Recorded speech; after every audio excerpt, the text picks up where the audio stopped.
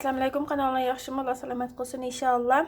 Ben bugün sizlerge rampizinin suyunu tayyorlashni deb bermoqchi. Bu ko'pincha mana so'g'anliq uchun. Bunun qaldi bilan piyaz. Andan keyin men kabab için so'qib olgandim. Kabab için azroq bediyan. Qo'zaqda için bunu bilasizlar. Ma zencefil. Buni hammalar bilasizlar.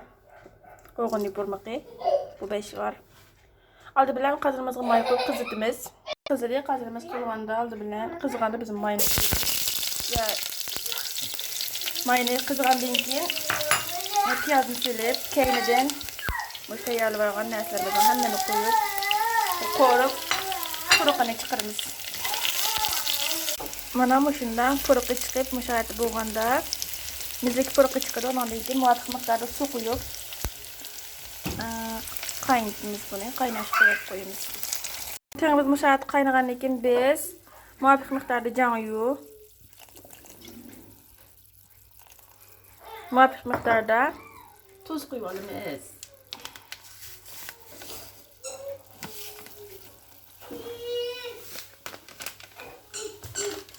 Tuz quyib 1 minut 2 minut etrafida qaynatamiz. Danlarga rengi mushalatli bo'ldi. Endi biz buning mador dermeklerini hammani süzüp eleyetimiz. Süzgiçte süzüp hammani pakiz eleyetimiz.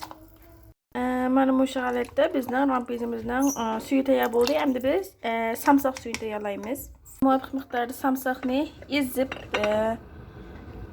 chanab tuz bilan ezib chanayman. Yoki bo'lmasa chanab qilib tuz qo'ysanglar bo'ldi. Samsoqni shunchalik ezib oldim. Bundan bekroq ezsanglar bo'ldi. Men shunchalik ezdim. Azroq miqdorda tuz. Andan keyin qaynayotgan qaynoq suv to'kamiz.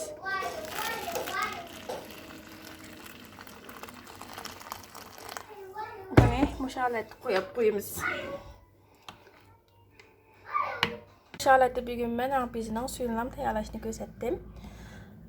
Sizlar mushalat qilib pishirib olgan rampizining ustiga oldi bilan rampizining bu tengini yanındaki samsoq suyini etib olgan yog'moch, salatalik, yani tarxamak, andan keyin xo'asanlig'iz bo'lsin, ana silib, yoki bo'lmasa purchoq pishirib degandek, nuqtlarni pishirib degandek, shularni silib aralashtirib iste'mol qilsanglar bo'ladi inshaalloh. Men bugun faqatla suyini qilishni ko'rsatdim. Chunki men oldi bilan suyini qilib olib, sug'ib bo'lguncha rampizamni solatdim. Shuning uchun men hozir suyini qilib bo'ldim.